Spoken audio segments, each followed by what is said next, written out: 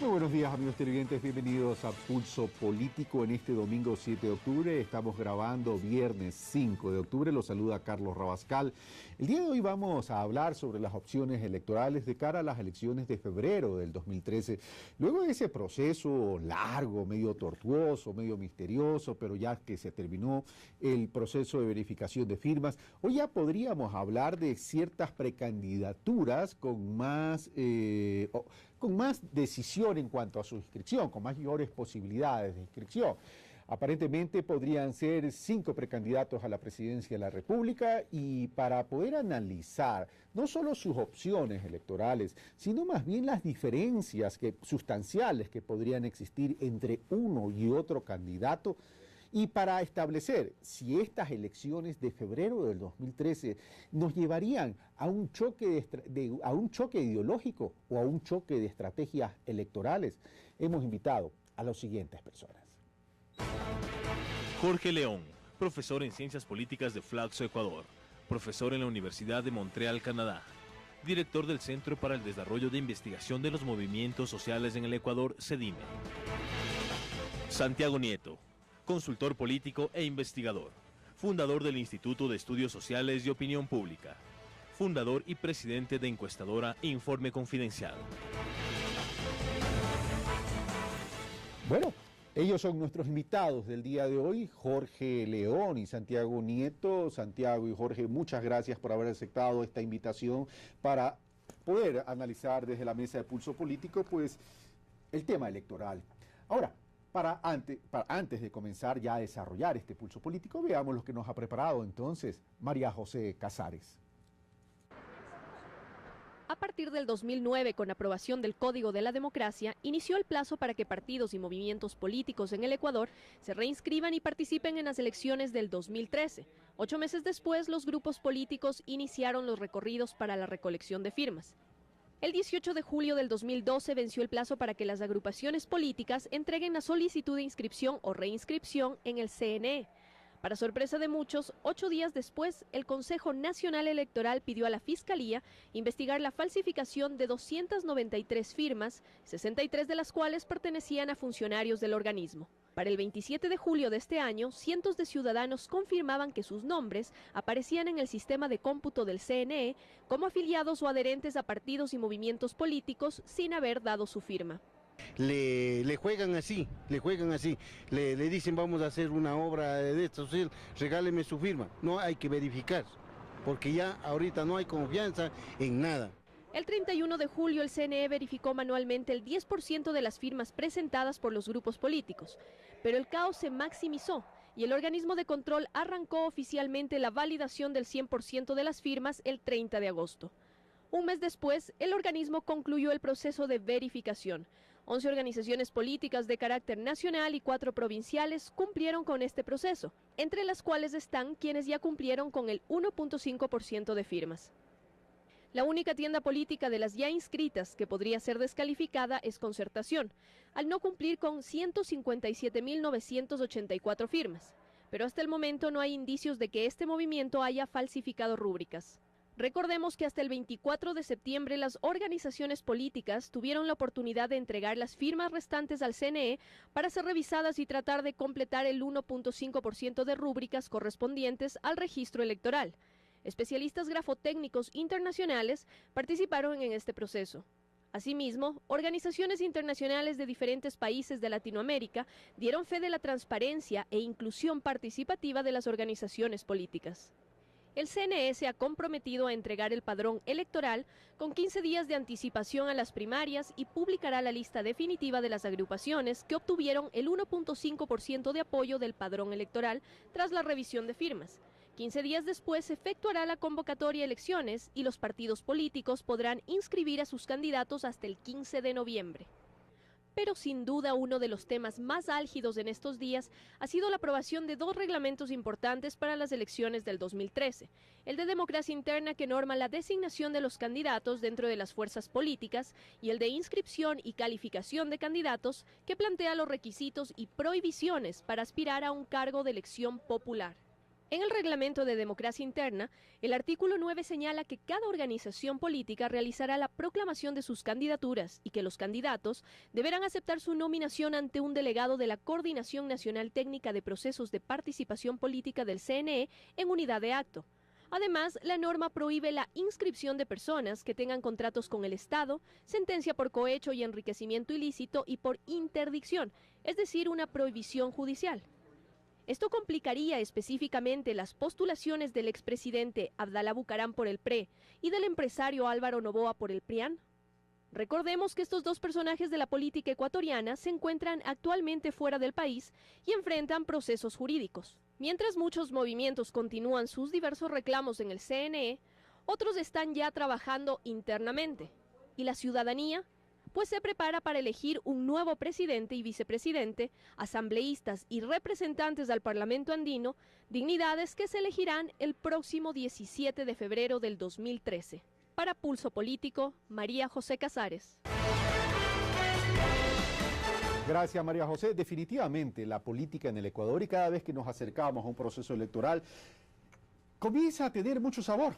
Y ese chimichurri político que le llamo yo, utilizando un lenguaje metafórico, por cierto, es el que nos lleva hoy día a analizar si realmente el proceso electoral que estamos viviendo nos trae algo nuevo para las elecciones de febrero de 2013. Y comienzo por Jorge León. Jorge, este proceso de verificación de firmas que se da producto de la determinación y de la sospecha de que hubo sustitución de identidades, ¿qué nos trae como lección? ¿Nos trae como lección o nos lleva, o la moraleja es las organizaciones políticas en el Ecuador durante mucho tiempo no hemos aprendido a que deben estructurarse, fortalecerse y establecerse como organizaciones de construcción de un debate político en vías de proponer modelos de desarrollo que nos saquen de la pobreza ecuatoriana? Jorge León. Bueno, un primer punto de vista es efectivamente ese.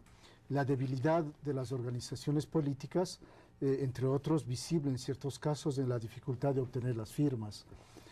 También, en realidad, hemos desperdiciado una gran oportunidad que fue de renovar los partidos políticos con este proceso de inscripción.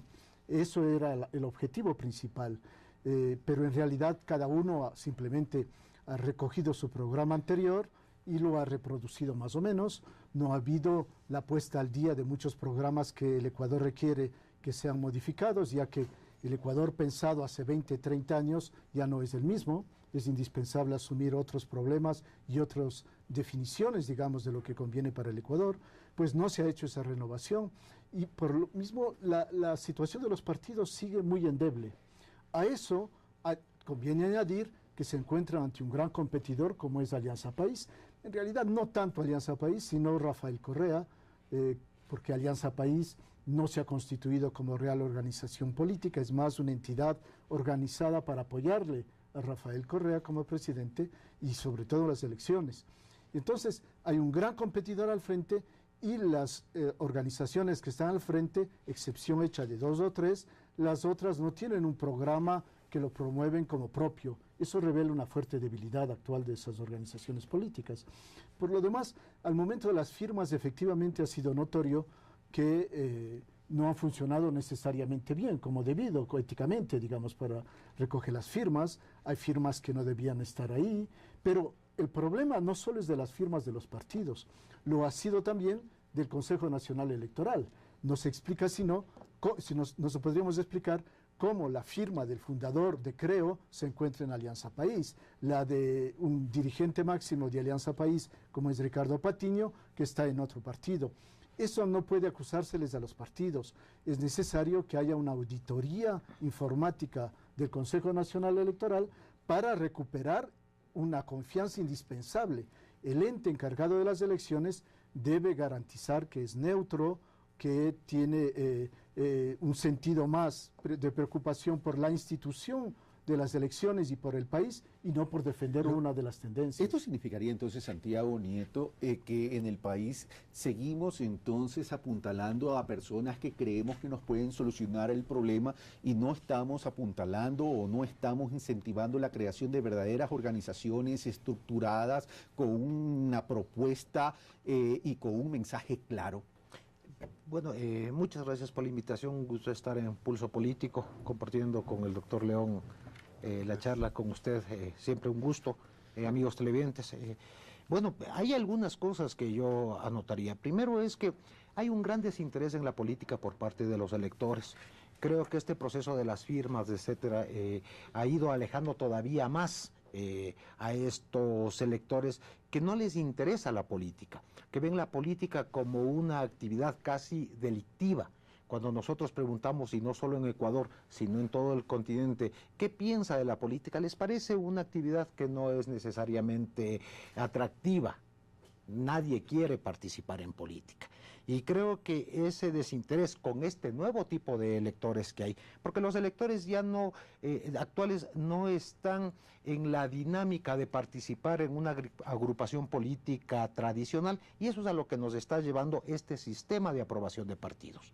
No ha habido tampoco por parte de los órganos reguladores un esfuerzo por hacer un mecanismo para que cientos de electores, miles de electores que están fuera de la política se incorporen a la vida política del país. Me parece que es un sistema de participación caduca esto de llamar a los electores para que firmen. Después de que ha habido en el Ecuador más de 5 años, un poco más de 5 años, de una campaña contra la partidocracia, que creo que es importante señalar. Creo que el aparecimiento del presidente Rafael Correa responde a unos electores que se llamó la partidocracia. Claro, no que le pusieron partidocracia, que se llamaban partidos políticos, que es importante eso. Entonces ya viene un desgaste del nombre, de la participación, y después retomamos una forma que era la caduca. Yo creo que esto trajo mucho ruido para que los electores se involucren. No ha habido la posibilidad por parte de las agrupaciones políticas, ni, como decía, ni de los órganos, de pensar, de repensarse a sí mismos para atraer a estos ciudadanos que, como digo, tienen una adversión a la actividad de la política. No se han renovado los partidos políticos, creo que en eso coincidimos. Lo que dice el doctor León es verdad.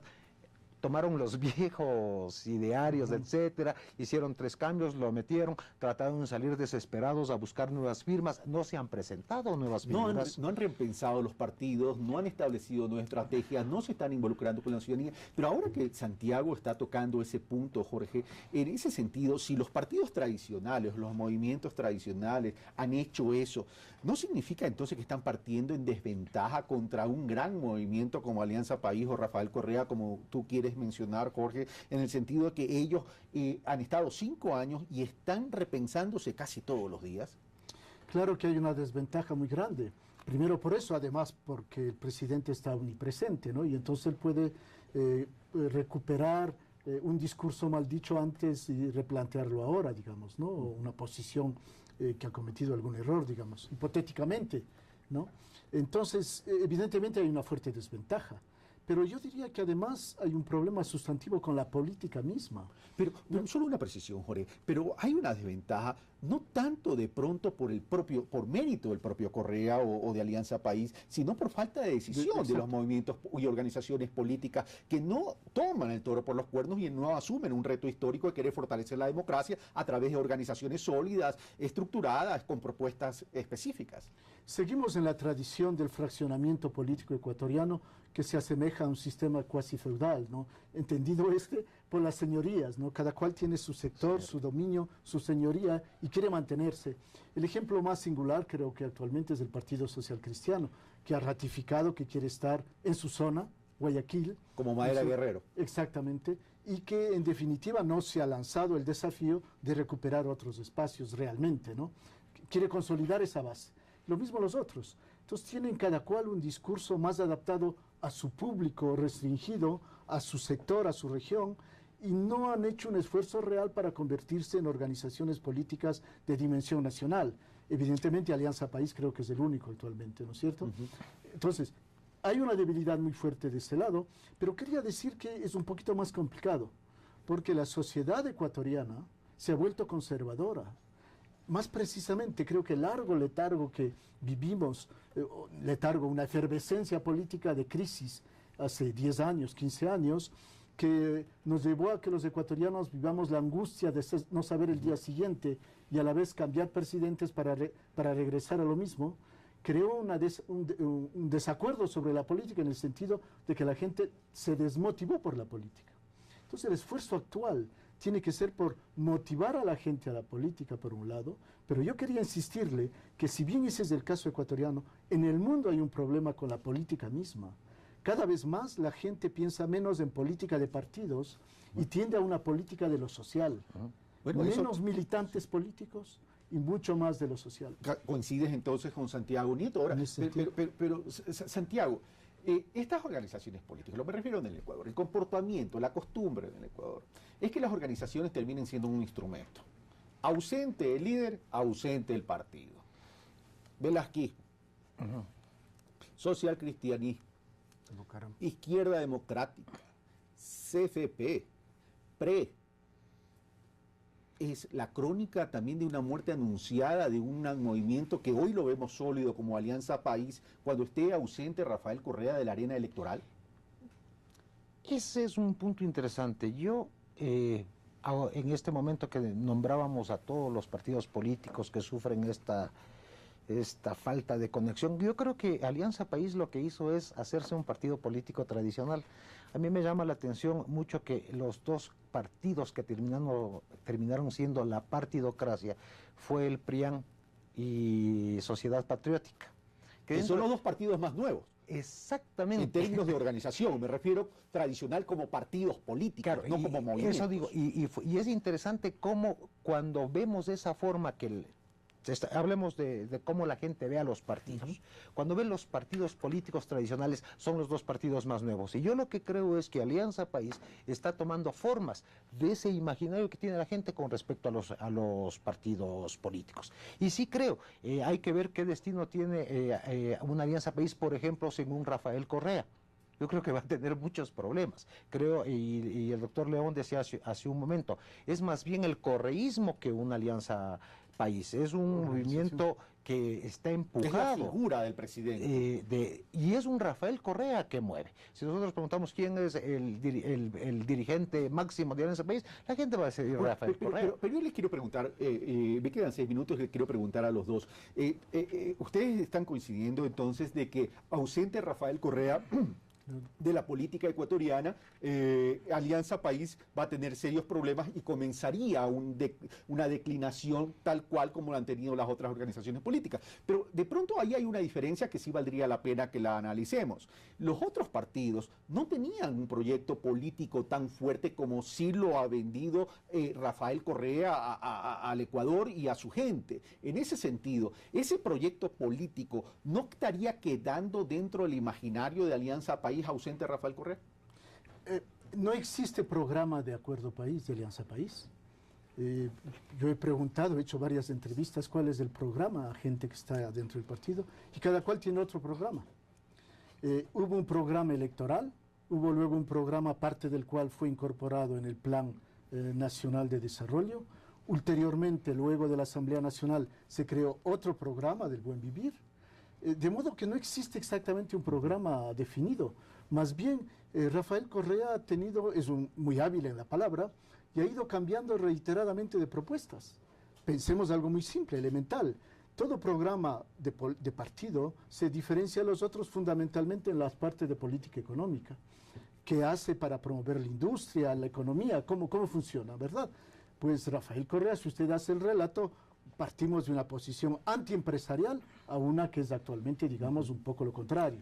¿No? Para decirle que no ha habido exactamente un programa. Sí hay imágenes que ha creado Rafael Correa que van a perdurar. La idea de la repartición, del Estado con mayor capacidad de intervención, la idea antineoliberal, cosas así. El tema educación, el tema salud. Pero ahora, Santiago, ¿coincides con Jorge León? ¿O tendríamos que establecer que Rafael Correa, si bien ha tenido esa capacidad de adaptación, sobre todo en el tema del modelo de desarrollo, pero en determinado tipo de visión ideológica como lo que es educación y salud se ha mantenido fuerte, ¿no ha diseñado algunas directrices de este proyecto independientemente que pueda ser la suma de varias ideas? Claro. Ahora, es más que un partido, es un sector que aglutina muchos movimientos. Yo recuerdo cómo nació la Alianza País, estuvieron adentro todos los movimientos pequeños, ecologistas, de extrema izquierda, etcétera. Eso era lo que es Alianza País, era Alianza País. Y recordemos la fragilidad que tuvo Alianza País cuando entra el presidente en su primera etapa, tuvo que gobernar. El presidente tenía que hacerse cargo de todas las fracciones que existían dentro de Alianza País para resolver, digamos, la conflictividad que en la época que se llamaba Acuerdo País. Que se daba.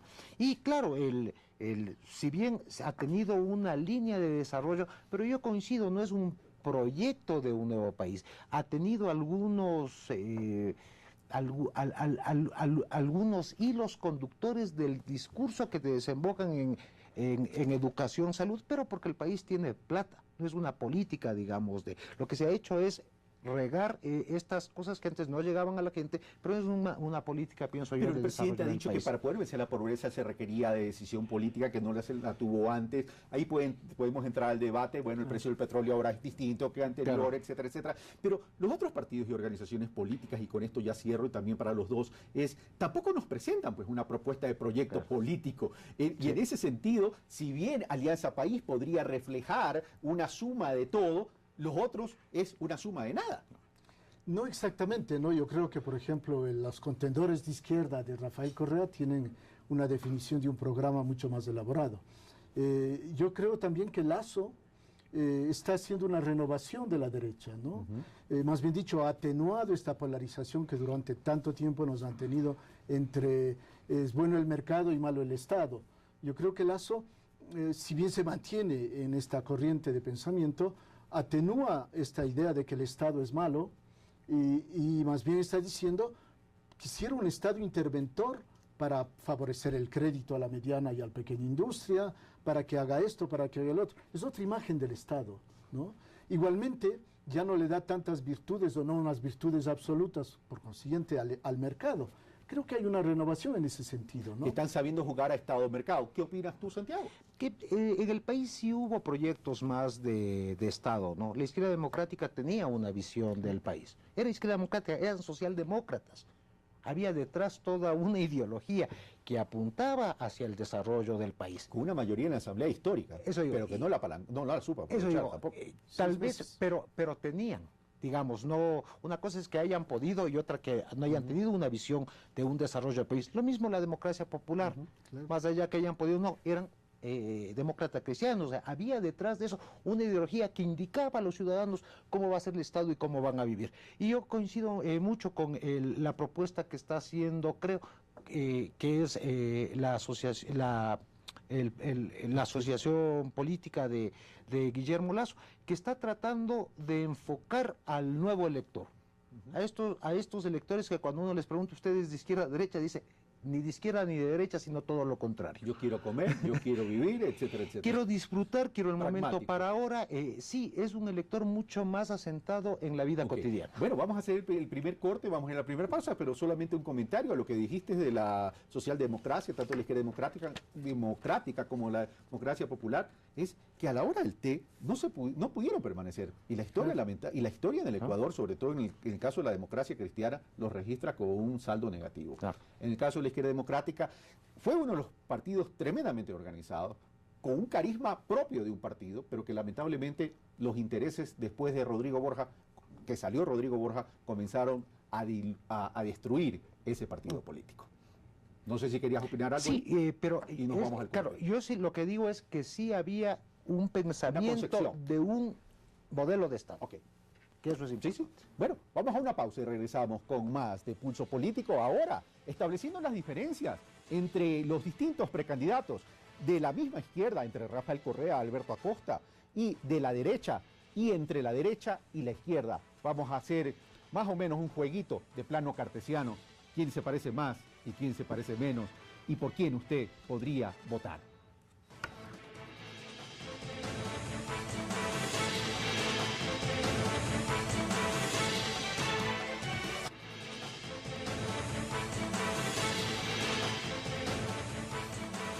Opciones electorales 2013 es el tema que estamos tratando en este Pulso Político, en este domingo 7 de octubre.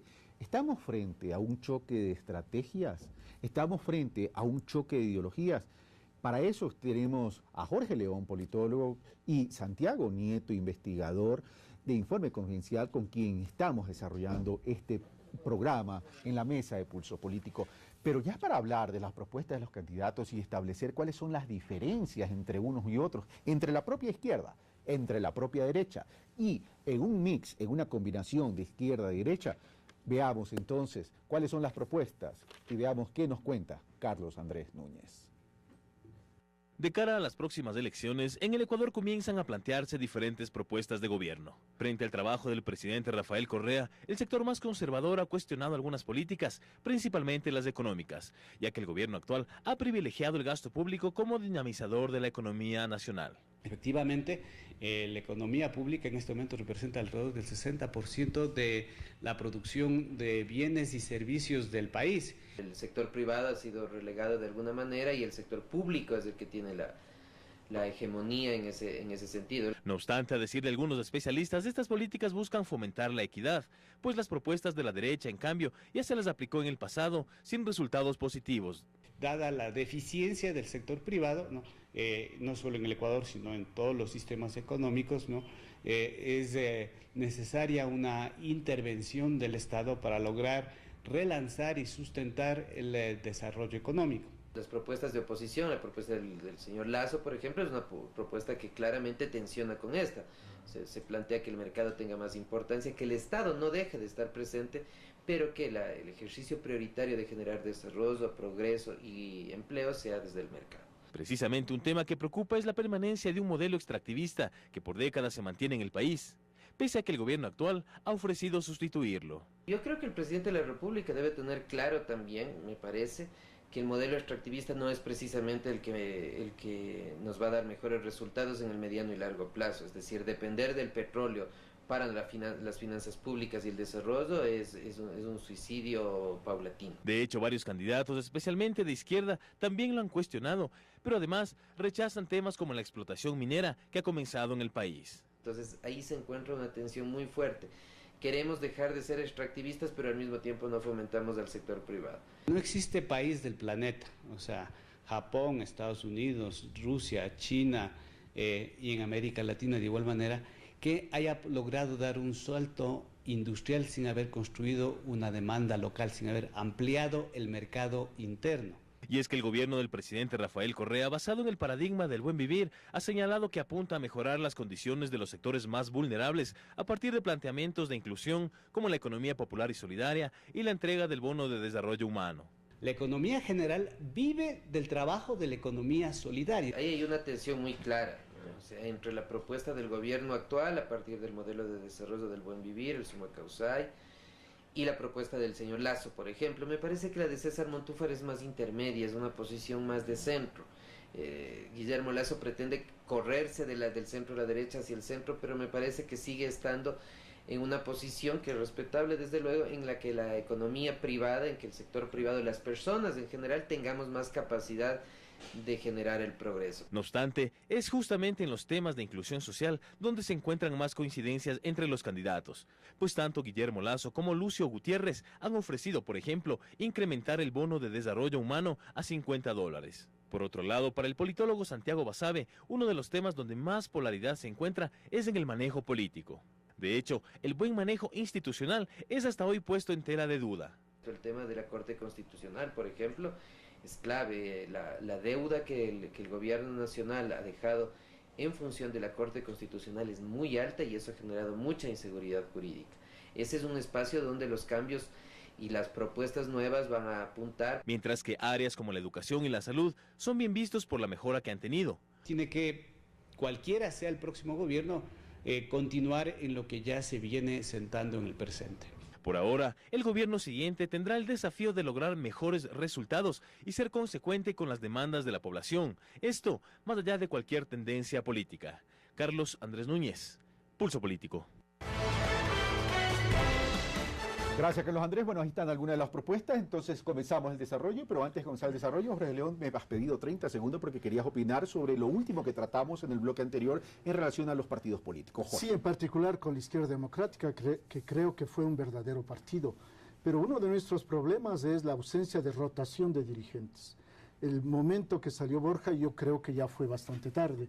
Hay que tener esto presente en que todos los partidos requieren para consolidarse, requieren que muchos estén preparados para asumir los cargos, pero si se concentra en una sola persona, pues los otros serán puestos de lado, ¿no? Y pierden credibilidad, la organización adquiere legitimidad pública. En alguna ocasión le pregunté en una entrevista a Jaime Nebot, alcalde de Guayaquil hoy, que por qué, y haciéndole una crítica, por qué no permitía el surgimiento de nuevos líderes. Y él me contestó muy francamente y me dijo, no se trata que yo permita, se trata que se ganen el liderazgo. A lo mejor eso está pasando en el Ecuador. Hay gente que no quiere ganarse el liderazgo. No, yo creo que sí. A lo mejor no, cuando uno entre en una organización, no conviene que regresemos a lo que vivió el Ecuador a inicios de los 80, ¿no? Que era una verdadera batalla entre cualquier persona que estaba en un partido que estaba dispuesto a poner el pie al vecino para él ganar. Yo creo que un partido exige una cierta disciplina, una cierta carrera política que nos hace falta. Preparación. Creo que debemos hacer carrera desde abajo para llegar arriba, ¿no? Ok, ahora comencemos. A ver, entonces vamos a hacer un análisis en este plano cartesiano comencemos por la izquierda. Rafael Correa y Alberto Acosta, prácticamente fundadores de este proyecto político que hoy está viviendo el país y que está liderando el gobierno nacional en la presidencia del economista Rafael Correa Delgado. Están participando en las elecciones. Prácticamente hay una estructura de pensamiento casi similar. ¿Cuáles serían las diferencias críticas entre el uno y el otro? ¿Y qué tanto esas diferencias críticas le restarían votos a Rafael Correa en una eventual reelección, una eventual carrera para la reelección? Jorge León. Hay aspectos, a ver, empiezo por lo último. Es probable que la izquierda o las izquierdas plurinacionales logren ciertos votos en la sierra sobre todo, no necesariamente basados en su nuevo programa, sino más bien por lo que encarnan, por la imagen que tiene. Santiago podrá hablar mucho mejor que yo de las imágenes, pero es evidente que muchos de los elementos del programa original de Alianza País son los que están ahora promoviendo las izquierdas plurinacionales, multinacionales. En definitiva, hay recuperar el programa oficial inicial de Alianza País por estas izquierdas, en particular sobre un punto clave que es el extractivismo. También poner en valor las políticas públicas para tener energía limpia, mucho más de lo que ya ha hecho el gobierno. Desde luego, la política actual del gobierno fue la que diseñó Alberto Acosta, de modo que en ese sentido se sienten más afines, ¿no? También la idea, y eso es una ventaja yo creo que tiene ahora estas izquierdas, es que están viviendo una renovación de la izquierda, ¿no? En el sentido de que no han sido siempre democráticas, el MPD no ha demostrado en particular una adhesión al sistema democrático real, pero en este último tiempo como que se están diciendo el Estado de Derecho finalmente tiene sentido. Somos atacados, no nos dan derecho a la palabra, alguien se impone, recuperemos el Estado de Derecho. Es el modo como las sociedades generalmente aprenden, ¿no? Cuando hay un déficit de lo que requieren. Y puede ser que esto sea una renovación. Pero claro, es muy difícil tener una imagen clara de lo que es este partido o esta tendencia, digamos, mientras no hayan sacado su programa completo. Partiendo, ¿no? Entonces de esas diferencias que tú acabas de poner, vamos al hombre experto en las imágenes. Entonces, Santiago, en ese sentido, a ver, tenemos a dos precandidatos, ya vemos así, Rafael Correa todavía no oficializado ni siquiera su precandidatura, pero en el evento de que Rafael Correa vaya, tenemos a Alberto Acosta, tenemos las dos izquierdas ahí. En ese sentido, Rafael Correa podría involucrar a la izquierda y hacia el centro. Alberto Acosta, ¿tú crees que también podría involucrar hacia el centro por un lado? Por otro lado, de acuerdo a la diferenciación que hace Jorge León, estaríamos entonces hablando de una propuesta tremendamente pragmática como la de Rafael Correa, que ha sabido jugar a Estado y mercado, ¿verdad? Y ha sabido aprovechar pues el apalancamiento de la economía alrededor del precio del petróleo, versus una propuesta radical y firme que dice no a la economía extractivista. Por tanto, ahí estamos hablando de diferencias sustanciales en lo que sería el modelo de desarrollo, sin entrar a otras aristas del modelo. Primer punto. Segundo punto, el tema de la presencia del MPD en esta alianza de la izquierda plurinacional, ¿le suma o le resta credibilidad y votos a Alberto Acosta? Bueno, aquí hay algunas cosas que hay que señalar. Yo creo que de todas maneras el sector más ideológico de izquierda es decir, que tiene estructura ideológica, se va a ir más hacia Acosta porque tiene una propuesta más radical y más para entendidos. El tema es qué tanto peso electoralmente tiene. Yo creo que no ha tenido nunca mucho peso. Si nosotros vemos cómo llegó Rafael Correa a la presidencia, en un primer momento tuvo un discurso de izquierda muy fuerte. Acordémonos que en la primera vuelta electoral, antes de que se den el día de las elecciones, Rafael Correa no estaba muy de acuerdo con la dolarización. Se manifestó así. Después tuvo que, sobre todo en segunda vuelta, decir no, estoy a favor de la dolarización y esto no se va. Entonces, esto de izquierda a derecha creo que pertenece a un grupo de gente más informada. Cuando yo estoy preguntando en el Ecuador, ¿usted se considera de izquierda o de derecha o no tiene este tipo de identificación? Más alrededor de un 17% se dice de izquierda, alrededor de un 12-13% se dice de derecha y no tengo nada que ver con... No somos un país de ideologías, entonces. En todo el mundo. Yo creo que eso de izquierda a derecha termina cayéndose con el muro de Berlín. O sea, yo en eso tengo una discrepancia con con quienes estudian las ciencias políticas. Yo soy sociólogo, tengo discrepancia muy fuerte con esa firma de estructuración. Que ya se cayó y se destruyó, claro. Y centrémonos entonces en estas diferencias. Claro, y entonces las diferencias las va a ver el elector. Pero si Acosta aparece con con el sector indígena, el sector indígena que es de izquierda o de derecha, para el común de los ciudadanos. El MPD, aparte de ser de izquierda, es el gremio de los maestros. Entonces, cómo se vayan estructurando las imágenes de estos dos candidatos van a definir que los electores se sumen o no a su proyecto. El caso de Rafael Correa es un caso muy particular porque mantiene el discurso del socialismo del siglo XXI, no es del comunismo, le da un toque más de centro, reedita, digamos, de alguna manera los contenidos de estos conceptos y eso comunica a la opinión pública. Más allá de que sus líneas sean o no diferentes, y usa esta pelea contra algo que denomina partidocracia o viejo sistema. Y de ahí proyecta su discurso. Y aquí estaríamos entonces, Jorge, para ya terminar el tema de izquierda y pasar después al tema de derecha, es que estaríamos aquí fundamentalmente hablando frente a una propuesta pragmática de Rafael Correa, frente a una reivindicación de derechos que plantea Alberto Acosta, y por otro lado, Rafael Correa no le llevaría cierta ventaja a Alberto Acosta en el sentido, me refiero al de la izquierda, que tiene él más entrada a la costa que el propio Alberto Acosta. Es evidente, Rafael Correa tiene muchas ventajas. Está omnipresente, tiene los mediáticos, tiene un capital político por lo que ha hecho, ha tenido éxito en muchos aspectos, tiene reconocimiento público por ello. Entonces es muy difícil competir con Rafael Correa, digamos, ¿no? Sin embargo, yo creo que la izquierda plurinacional, yo le decía, más que el programa son las imágenes, y queda imágenes a construir. Si evidentemente Alberto Acosta se cierra con el apoyo del MPD, no necesariamente va a lograr los votos que están actualmente disponibles en la sierra. ¿Cuáles son esos votos? Creo que son del centro a la izquierda, porque hay un gran porcentaje de la población serrana, andina, que no está más de acuerdo exactamente con el comportamiento, el modo de ser autoritario, digamos, de Rafael Correa. Entonces tiene dudas si, por ejemplo, volver a darle tantos votos al nivel legislativo. Entonces hay un electorado disponible de ese lado, que es más de centro. Si Alberto Acosta mantiene esa imagen, digamos, de una radicalidad izquierda, evidentemente va a perder esta posibilidad y va a quedarse con pocos votos. Me está pidiendo un punto de orden, Santiago. No, que iba a decir que tiene que ver también con cosas que dan cuenta no necesariamente de la izquierda la proyección de Acosta, sino que va, por ejemplo, a temas que pueden ser de izquierda a derecha, ecologismo. Ecología, claro.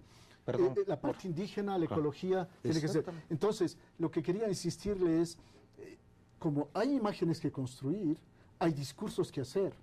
¿Cuál va a ser el sentido nuevo a dar al aspecto indígena, al aspecto ecológico y al aspecto, digamos, de izquierda propiamente dicha? Hay una renovación, le decía, de esa izquierda, pero esa izquierda que ahora está disponible para construir un nuevo discurso, todavía no lo ha hecho, todavía no lo ha presentado, tiene que construir ese discurso. Una vez que se lo haga, sabremos más o menos qué imagen ganar. Alberto Acosta estaría en la disyuntiva entre Pachacuti y MPD, ¿por quién corre? No, tiene los que dos. construirse una tercera imagen. Correcto. Tiene que construir otra imagen Que aliviane. que a la vez encarne al conjunto y sea otra, ¿no es cierto? Si no, yo creo que no va a tener posibilidades de ganar al centro, ¿no? De hecho, ¿quieres opinar sobre eso o pasamos a la derecha? Que es interesante ver cómo, y es interesante, si Alberto Acosta no se proyecta más a un sector de clase media, que no necesariamente es de izquierda, que defiende estos nuevos valores que tienen los nuevos electores, ecología, indigenismo, etcétera, etcétera, pero no, si él dice que es de izquierda, va a llegar máximo a ¿cuánto? 6. Suponiendo que esos ya hayan dejado de ser correístas, cuidado, entonces va a quedar con una parte de la parte. Entonces él tiene que ampliar discursivamente para entrar en este sector del correísmo que ya está ahí, que ya alguna vez, oyendo las mismas cosas, votó por él, pero no puede llamarse de izquierda, porque eso va a ahuyentar a todo este 70% que dice, ¿y usted qué es? Nada que ver con esas cosas. Okay. Por eso la parte que está pendiente, perdón Carlos, Sí. es ¿se construyen o no alianzas? Porque realmente yo creo que actualmente no podemos estar seguros si los contendores van a ser los que están anunciados como Claro, candidatos. el tema es con quién haría las alianzas y qué peso Exactamente. tendrían esas alianzas dentro de ese ámbito que ustedes acaban de diseñar en la mesa de pulso político. Ahora, vamos a la derecha. A ver, Guillermo Lasso, que es, unos dicen que no es una figura política nueva, para mí sí lo es. El hecho que haya sido ministro por 30 días no lo hace una figura política antigua, es una figura política nueva, evidentemente. Lucio Gutiérrez es una figura ya no tan antigua, es uno de los menos viejos, pero ya no es desconocido. no es un desconocido. Y Álvaro Noboa, pues que quiere seguir el camino de Abraham Lincoln, aunque ahora ha hecho un viraje medio especial, dice, se autodenomina centro de izquierda y le ha ofrecido la candidatura de la vicepresidencia de la República a Lourdes Tibán. O sea, hay ahí una crisis existencial más o menos. Pero bueno, esos serían los candidatos de la derecha.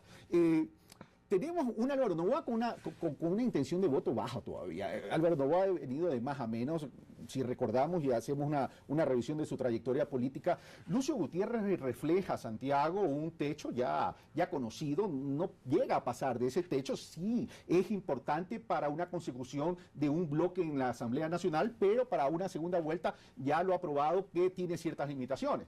En ese sentido, Guillermo Lasso, siendo un candidato nuevo, le aportaría más a esa derecha y habría alrededor de Guillermo Lasso una estrategia en el sentido es corramos independientes para ver qué conseguimos individualmente y luego nos juntamos, Santiago. Pues, yo creo que en el caso de Gutiérrez y Álvaro Noboa, el ver cómo su imagen pública ha venido de menos es un factor importante. Digamos, todo aquel que quiera presentar una candidatura va a tener que ver las mediciones que tienen. Por un lado Lucio Gutiérrez y por otro Álvaro Noboa. Creo que los dos, su estrategia les ha llevado a tener muy poca aceptación dentro del electorado nacional. Álvaro Noboa, no olvidemos que, como bien escuché a un dirigente del PRIAN, es el único que le ha ganado a Rafael Correa. En una primera vuelta. La primera vuelta electoral Del 2006. tenía 25 puntos sobre Rafael Correa a la semana de la primera vuelta electoral y por justamente un mal sistema de alianzas se convirtió en partidocracia y perdió la elección. Acordémonos los acontecimientos en la segunda vuelta electoral. Álvaro Noboa y Lucio Gutiérrez quedaron además íntimamente ligados. Cuando llega a la presidencia de la República Rafael Correa, hacen los pactos en el Congreso de una manera que la ciudadanía repudió. Y sabiendo que el Congreso ya venía con una mala imagen. Y si de nuevo se convierten en la partidocracia. Exactamente, y ese Congreso que fue destituido por el Tribunal Supremo Electoral de ese momento, ya se hablará del tema, pero ese Congreso tenía 70% de los integrantes por primera vez sentados ahí. Entonces, yo creo que en un sistema de alianzas, Gutiérrez y Álvaro no son el mejor atractivo para la población porque tienen mala imagen. Y Guillermo Lasso tiene una ventaja. También es una figura que refresca a la política ecuatoriana. Refresca, él no ha tenido esa visibilidad que ha tenido por un lado Gutiérrez. Y Gutiérrez ya fue presidente de la República. Y Álvaro Noboa ha tenido una presencia, como decía, importante a través del legislativo. Creo que estas dos figuras tienen problemas en este momento para presentarse como aliados. Hecho ese análisis, Jorge León, y con esto terminamos y continuamos el tema del tercer bloque, significaría entonces, con ese análisis, Santiago Nieto, si esto es todos contra Correa, ¿tú creerías que existe la posibilidad de un Noboa, que habría que ver también si va a ser candidato, y de un Lucio Gutiérrez, que en un momento se saldría del escenario político en la candidatura a la presidencia de la República para apoyar a Lasso, para que Lasso pueda subir, ya que la oposición está más o menos haciendo el análisis de la pregunta 4 y 5 en términos de resultados en la consulta popular? Es posible, desde luego. Lucio Gutiérrez desde hace tiempos anda proponiendo una alianza, lo ha propuesto a Noboa abiertamente, ha propuesto a los otros igualmente. Creo que, por eso digo, la situación es incierta. No será sorprendente de que termine en alguna alianza de derecha, otra de centro-izquierda. Es muy probable, no es imposible, digamos, ¿no? Pero está claro que el capital político que dispone Rafael Correa obliga a que los otros piensen dos veces en continuar solos, ¿no? Eso es un hecho. Y por lo demás, quisiera añadir un hecho claro con los datos. Actualmente, no solo que hemos regresado a la situación del pasado, del pluripartidismo tan fuerte en Ecuador, hemos tenido en promedio 15 partidos o 15 listas en las legislaturas. Ahora ya están aprobados 11 y eventualmente iban a ser 14, 15. O sea, no ha cambiado el Ecuador, regresa ese pluripartidismo y no creo que se pueda explicar únicamente por la pasión de los líderes de ser todos presidentes, ¿no? Unos quieren ser futbolistas, otros presidentes. No, es un poquito más que eso. Exactamente, creo que es la sociedad ecuatoriana que se identifica con esos partidos, quiere tener su propia organización. Y ahora resulta que, aparte del pluripartidismo, regresamos al regionalismo, puesto que los partidos que están con predominio de la sierra no son los mismos en la costa.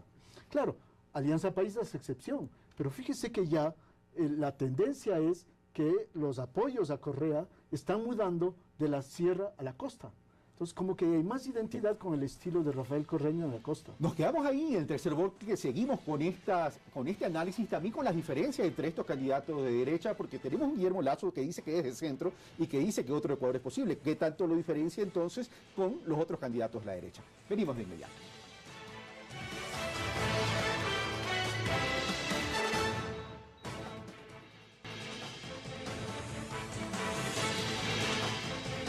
Estamos de vuelta, amigos televidentes. Recuerden que estamos tratando sobre el tema de las opciones electorales, haciendo un análisis, la diferencia de los distintos precandidatos, tanto por tendencia. En el segundo bloque analizamos a los precandidatos de la izquierda y también de la derecha, pero nos faltaba algo más agregar en relación a los candidatos de la derecha, Santiago Nieto. Bueno, Guillermo Lasso hemos dicho que es una figura nueva en ese sentido y tiene la imagen de ex banquero, ¿verdad? Y que eso en el Ecuador ha sido una carga pesada si se quiere alguien dedicar a la política. Él ha tenido una estrategia que viene ya desde hace algún tiempo y se lo ve que está cumpliendo disciplinadamente, sensibilizó esa imagen de banquero a través de un producto financiero de microfinanzas, y eso aparentemente le ha dado resultado para posicionar su imagen. El tema es, ¿le bastaría eso para llegar a una segunda vuelta electoral? Y yo creo que la imagen de Guillermo Lasso es una imagen a construcción. Hasta ahora, con lo que ha hecho, le ha ido bastante bien. Yo lo que no diría es que... El tema es cuál es el techo. Claro, yo lo que diría es que los tres no son derecha.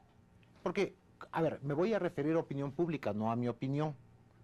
Pero cuando yo pregunto qué candidatos son de izquierda y quiénes son de derecha, la gente no sabe identificar. ¿Por qué? Porque la gente no está metido en ese debate. Yo quiero dejar señalado porque yo hago estudios de opinión pública. Entonces, yo diría que dentro de la opinión pública señalar a uno de derecha o de izquierda es muy complicado para los ciudadanos, porque ellos son los que lo dicen. Y Guillermo Lasso tiene un acierto en su discurso. Es decir, lo que está de Correa bien, yo lo voy a hacer un poquito más, por eso dice que un Ecuador puede ser mejor. Otro Ecuador posible. Pero a él, Guillermo Lasso tiene un problema, y es cómo seguir avanzando frente para informar a la gente. Vamos a tener una campaña electoral donde el esquema de franjas electorales no sirve mucho para comunicarse con diferentes tipos de electores. Tiempo, además. 45 días. Entonces, el reto que tiene Lasso es crecer, porque le faltan herramientas para hacerlo. no tiene los mecanismos suficientes para darse a conocer en tan corto tiempo. Yo hice también la investigación cuando ya venía la candidatura de Lasso, ya se estaba sonando, y pregunté sobre los banqueros. También en el país ya el ser banquero ya no es tan mal. Cuando yo pregunto en el caso de Lasso, ¿qué es lo bueno de Lasso? Ser banquero. ¿Qué es lo malo de Lasso? Ser banquero, pero sale poquito.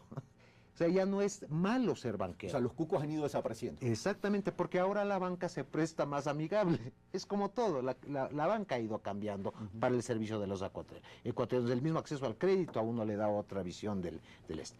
Pero yo en eso creo que el problema principal de Lasso es escoger un mensaje preciso para este sector que es intermedio. Si nosotros vemos en las investigaciones que hemos hecho, 30% se dice correísta. 30% dice que no es ni correísta ni anticorreísta. Y otro 30% anticorreísta. Como me quedan 9 minutos, voy a donde Jorge León para poder optimizar el tiempo. A ver, pero en el caso, de acuerdo a lo que dice Santiago Nieto, Jorge, y de acuerdo a la proyección de Lasso estaría planteando una estrategia más o menos tipo Mocus, construir sobre lo construido, es decir, no desechar lo bueno de Correa, y criticar lo que él no está de acuerdo y sobre eso apalancar una propuesta. Todavía no conocemos la propuesta de él en términos de profundidad, pero el tema es el siguiente, lo que dice Santiago, le faltaría tiempo para regar su mensaje por el país y poder subir. No sabemos cuál sea el techo de Lasso todavía, pero por otro lado, una retirada de Lucio Gutiérrez lo haría crecer a Lasso. Es probable porque le permitiría a él captar esta imagen de presidenciable en la sierra, porque efectivamente la disputa vuelve a ser regional. Sobre todo la votación dura que tiene Gutiérrez. Exactamente, es decir, lo que podría ser positivo para Lasso es que se vuelve un presidenciable serrano, porque hasta ahora la imagen es más costeña que serrana, ¿no? Y creo que en realidad le está disputando parte del electorado de Rafael Correa en las provincias de Manabí, Guayas, El Oro y Los Ríos, en donde la base electoral de Rafael Correa no es de izquierda, no es un electorado digamos, de clase media instruido necesariamente. Son las antiguas bases del PRE, del Partido Social Cristiano, de la parte populista, digamos, ¿no? Y del PRIAN. Entonces, más bien lo que Lasso puede hacer es captar gran parte de eso, y por eso me parece a mí que su estrategia está centrada en Manabí y Guayas, sobre todo, ¿no?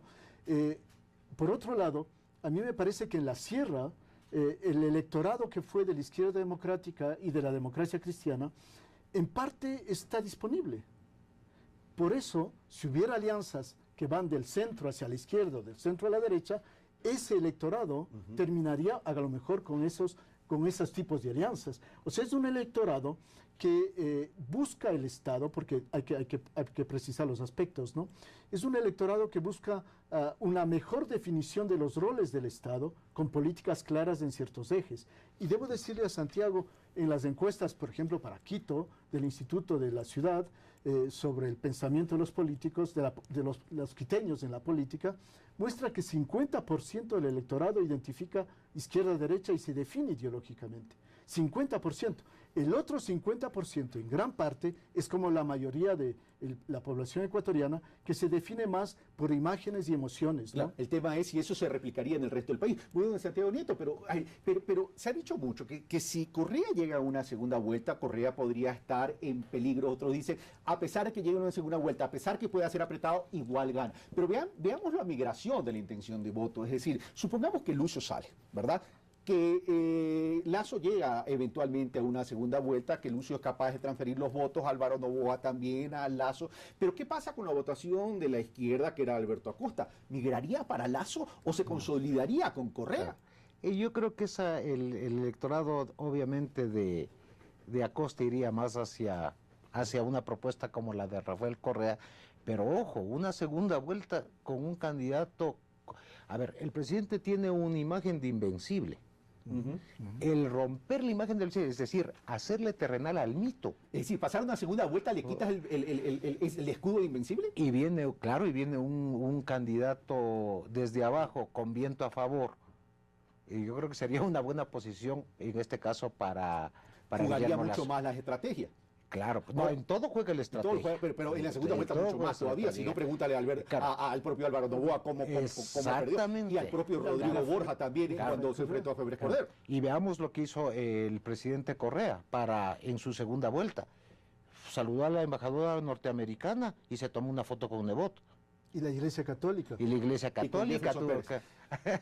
Vamos donde Jorge donde Jorge León, ya perdí un poquito el hilo. Pero a ver, en este tema, y me quedan 2 minutos apenas, ausente, supongamos que Abdalá Bucaram no pueda inscribirse como candidato, mejor dicho, no podría porque ya está aprobado el tema. ¿Qué rol jugaría el PRE en este tema? ¿Jugaría un papel de destructor hacia Correa con el fin de deteriorar su imagen y su intención de voto? A pesar de la ruptura de la alianza que ha habido entre el PRE y el gobierno, ya ahora es visible y notorio, creo que sigue ambiguo el rol del PRE, ¿no? Hay cálculos circunstanciales, creo que sigue haciéndolos, y es difícil decir cuál es el rol del PRE. El electorado del PRE, en cambio, hace tiempos que creo que ha votado por Rafael Correa. De modo que yo diría ahí no hay mucho problema, ¿no? Más bien son las otras fuerzas. Yo creo que efectivamente hay una derecha pujante en la costa, con Lasso, que está tratando de canalizar y disputar el poder a Alianza País. Yo más bien le veo que el grueso del debate se da más en la sierra, ¿no? Por un electorado que está a la vez indeciso, uno que ha perdido el apoyo a Rafael Correa, y los gruesos de los partidos que han estado en disputa con él están en la sierra, empezando por Gutiérrez. Los espacios a ganar entonces estarían en la sierra, me refiero a lo que dice Jorge León. La costa... No, a ganar en todas partes, pero indefinidos. Me refiero, claro, pero donde hay que cosechar más, me refiero, en términos de voto. Ahora, Asamblea Nacional, y ya para terminar. Bueno, la Asamblea, aquí hay un presidente que lleva como locomotora para la Asamblea, y eso sí van a pesar, ahí sí las figuras de los diferentes candidatos. ¿Tradicionales? Claro, Lucio Gutiérrez va a tener sus espacios en diferentes provincias de la sierra, por ejemplo. Álvaro Noboa tendrá algo en la costa, y esos partidos políticos van a pesar más a nivel de las diferentes regiones del país. Y en las provincias donde hay un cacicazgo bastante más claro, digamos, claro, los ríos, por ejemplo, tenemos en Tungurahua, Chimborazo, etcétera. Ahí se va a conformar de otra manera. Y el resultado de la última consulta popular va a definir, creo que nos da una señal de lo que pueda pasar en la Asamblea. 30 segundos, Jorge León. Está en juego la composición de la Asamblea Nacional. Si hay alianzas, yo creo que es posible que los candidatos presidenciales logren tener diputados fuertes, aún de tendencias diferentes, ¿no? Es decir, si un centro izquierda tiene un fuerte candidato, podrá tener diputados o asambleístas que hagan que la Asamblea Nacional del futuro logre un cierto equilibrio entre Acuerdo País y los demás. Jorge León, muchas gracias. Santiago Nieto, muchas gracias. Amigos televidentes, gracias a ustedes. Y como ven, siempre estamos dispuestos a brindarles insumos y herramientas para el análisis, para que sean ustedes los que saquen las conclusiones, no nosotros, por cierto. Un fuerte abrazo, los espero el día domingo.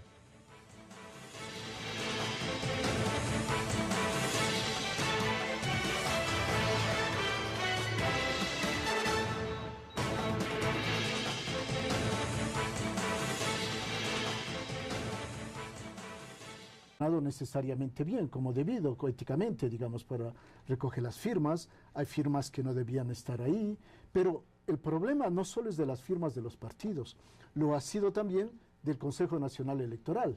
No se explica nos podríamos explicar cómo la firma del fundador de Creo se encuentra en Alianza País, la de un dirigente máximo de Alianza País, como es Ricardo Patiño, que está en otro partido. Eso no puede acusárseles a los partidos. Es necesario que haya una auditoría informática del Consejo Nacional Electoral para recuperar una confianza indispensable. El ente encargado de las elecciones debe garantizar que es neutro, que tiene un sentido más de preocupación por la institución de las elecciones y por el país, y no por defender una de las tendencias. ¿Esto significaría entonces, Santiago Nieto, que en el país seguimos entonces apuntalando a personas que creemos que nos pueden solucionar el problema y no estamos apuntalando o no estamos incentivando la creación de verdaderas organizaciones estructuradas con una propuesta y con un mensaje claro? Bueno, muchas gracias por la invitación, un gusto estar en Pulso Político, compartiendo con el doctor León la charla con usted, siempre un gusto, amigos televidentes. Bueno, hay algunas cosas que yo anotaría. Primero es que hay un gran desinterés en la política por parte de los electores. Creo que este proceso de las firmas, etcétera, ha ido alejando todavía más a estos electores que no les interesa la política, que ven la política como una actividad casi delictiva. Cuando nosotros preguntamos, y no solo en Ecuador, sino en todo el continente, ¿qué piensa de la política? Les parece una actividad que no es necesariamente atractiva. Nadie quiere participar en política. Y creo que ese desinterés con este nuevo tipo de electores que hay, porque los electores ya no actuales no están en la dinámica de participar en una agrupación política tradicional, y eso es a lo que nos... 2013. Y comienzo por Jorge León. Jorge, este proceso de verificación de firmas que se da producto de la determinación y de la sospecha de que hubo sustitución de identidades, ¿qué nos trae como lección? ¿Nos trae como lección o nos lleva, o la moraleja es las organizaciones políticas en el Ecuador durante mucho tiempo no hemos aprendido a que deben estructurarse, fortalecerse y establecerse como organizaciones de construcción de un debate político en vías de proponer modelos de desarrollo que nos saquen de la pobreza ecuatoriana? Jorge León. Bueno, un primer punto de vista es efectivamente ese. La debilidad de las organizaciones políticas, entre otros, visible en ciertos casos en la dificultad de obtener las firmas. También, en realidad, hemos desperdiciado una gran oportunidad que fue de renovar los partidos políticos con este proceso de inscripción. Eso era el objetivo principal, pero en realidad cada uno simplemente ha recogido su programa anterior y lo ha reproducido más o menos. No ha habido la puesta al día de muchos programas que el Ecuador requiere que sean modificados, ya que el Ecuador pensado hace 20, 30 años ya no es el mismo. Es indispensable asumir otros problemas y otras definiciones, digamos, de lo que conviene para el Ecuador. Pues no se ha hecho esa renovación y por lo mismo la situación de los partidos sigue muy endeble. A eso conviene añadir que se encuentran ante un gran competidor como es Alianza País. En realidad no tanto Alianza País, sino Rafael Correa, porque Alianza País no se ha constituido como real organización política, es más una entidad organizada para apoyarle a Rafael Correa como presidente y sobre todo las elecciones. Entonces hay un gran competidor al frente y las organizaciones que están al frente, excepción hecha de 2 o 3, las otras no tienen un programa que lo promueven como propio. Eso revela una fuerte debilidad actual de esas organizaciones políticas. Por lo demás, al momento de las firmas efectivamente ha sido notorio que no han funcionado. En el 2009, con aprobación del Código de la Democracia, inició el plazo para que partidos y movimientos políticos en el Ecuador se reinscriban y participen en las elecciones del 2013. 8 meses después, los grupos políticos iniciaron los recorridos para la recolección de firmas. El 18 de julio del 2012 venció el plazo para que las agrupaciones políticas entreguen la solicitud de inscripción o reinscripción en el CNE. Para sorpresa de muchos, 8 días después, el Consejo Nacional Electoral pidió a la Fiscalía investigar la falsificación de 293 firmas, 63 de las cuales pertenecían a funcionarios del organismo. Para el 27 de julio de este año, cientos de ciudadanos confirmaban que sus nombres aparecían en el sistema de cómputo del CNE como afiliados o adherentes a partidos y movimientos políticos sin haber dado su firma. Le juegan así, le dicen vamos a hacer una obra de esto, regáleme su firma. No hay que verificar, porque ya ahorita no hay confianza en nada. El 31 de julio el CNE verificó manualmente el 10% de las firmas presentadas por los grupos políticos, pero el caos se maximizó y el organismo de control arrancó oficialmente la validación del 100% de las firmas el 30 de agosto. Un mes después, el organismo concluyó el proceso de verificación. 11 organizaciones políticas de carácter nacional y 4 provinciales cumplieron con este proceso, entre las cuales están quienes ya cumplieron con el 1.5% de firmas. La única tienda política de las ya inscritas que podría ser descalificada es Concertación, al no cumplir con 157.984 firmas. Pero hasta el momento no hay indicios de que este movimiento haya falsificado rúbricas.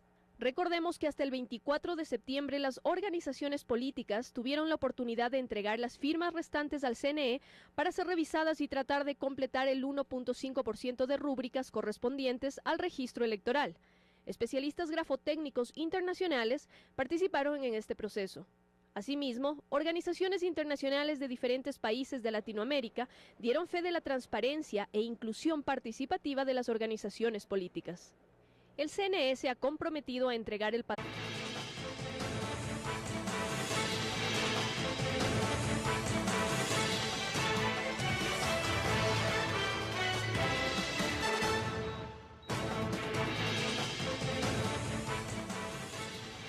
Muy buenos días, amigos televidentes, bienvenidos a Pulso Político en este domingo 7 de octubre. Estamos grabando viernes 5 de octubre, los saluda Carlos Rabascal.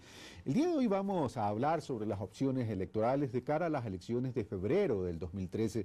Luego de ese proceso largo, medio tortuoso, medio misterioso, pero ya que se terminó el proceso de verificación de firmas, hoy ya podríamos hablar de ciertas precandidaturas con más decisión en cuanto a su inscripción, con mayores posibilidades de inscripción. Aparentemente podrían ser 5 precandidatos a la presidencia de la República, y para poder analizar no solo sus opciones electorales, sino más bien las diferencias sustanciales que podrían existir entre uno y otro candidato, y para establecer si estas elecciones de febrero del 2013 nos llevarían a un choque ideológico o a un choque de estrategias electorales, hemos invitado a las siguientes personas. Jorge León, profesor en Ciencias Políticas de Flaxo, Ecuador, profesor en la Universidad de Montreal, Canadá, director del Centro para el Desarrollo de Investigación de los Movimientos Sociales en el Ecuador, CEDIME. Santiago Nieto, consultor político e investigador, fundador del Instituto de Estudios Sociales y Opinión Pública, fundador y presidente de encuestadora Informe Confidencial. Bueno, ellos son nuestros invitados del día de hoy, Jorge León y Santiago Nieto. Santiago y Jorge, muchas gracias por haber aceptado esta invitación para poder analizar desde la mesa de Pulso Político, pues, el tema electoral. Ahora, antes de comenzar ya a desarrollar este pulso político, veamos lo que nos ha preparado entonces María José Casares.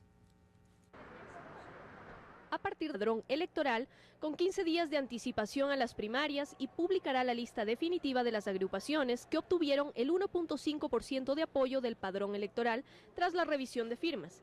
15 días después se efectuará la convocatoria a elecciones y los partidos políticos podrán inscribir a sus candidatos hasta el 15 de noviembre. Pero sin duda uno de los temas más álgidos en estos días ha sido la aprobación de 2 reglamentos importantes para las elecciones del 2013. El de democracia interna, que norma la designación de los candidatos dentro de las fuerzas políticas, y el de inscripción y calificación de candidatos, que plantea los requisitos y prohibiciones para aspirar a un cargo de elección popular. En el reglamento de democracia interna, el artículo 9 señala que cada organización política realizará la proclamación de sus candidaturas y que los candidatos deberán aceptar su nominación ante un delegado de la Coordinación Nacional Técnica de Procesos de Participación Política del CNE en unidad de acto. Además, la norma prohíbe la inscripción de personas que tengan contratos con el Estado, sentencia por cohecho y enriquecimiento ilícito y por interdicción, es decir, una prohibición judicial. Esto complicaría específicamente las postulaciones del expresidente Abdalá Bucaram por el PRE y del empresario Álvaro Noboa por el PRIAN. Recordemos que estos 2 personajes de la política ecuatoriana se encuentran actualmente fuera del país y enfrentan procesos jurídicos. Mientras muchos movimientos continúan sus diversos reclamos en el CNE, otros están ya trabajando internamente. ¿Y la ciudadanía? Pues se prepara para elegir un nuevo presidente y vicepresidente, asambleístas y representantes al Parlamento andino, dignidades que se elegirán el próximo 17 de febrero del 2013. Para Pulso Político, María José Casares. Gracias, María José. Definitivamente la política en el Ecuador, y cada vez que nos acercamos a un proceso electoral, comienza a tener mucho sabor. Y ese chimichurri político que le llamo yo, utilizando un lenguaje metafórico, por cierto, es el que nos lleva hoy día a analizar si realmente el proceso electoral que estamos viviendo nos trae algo nuevo para las elecciones de febrero.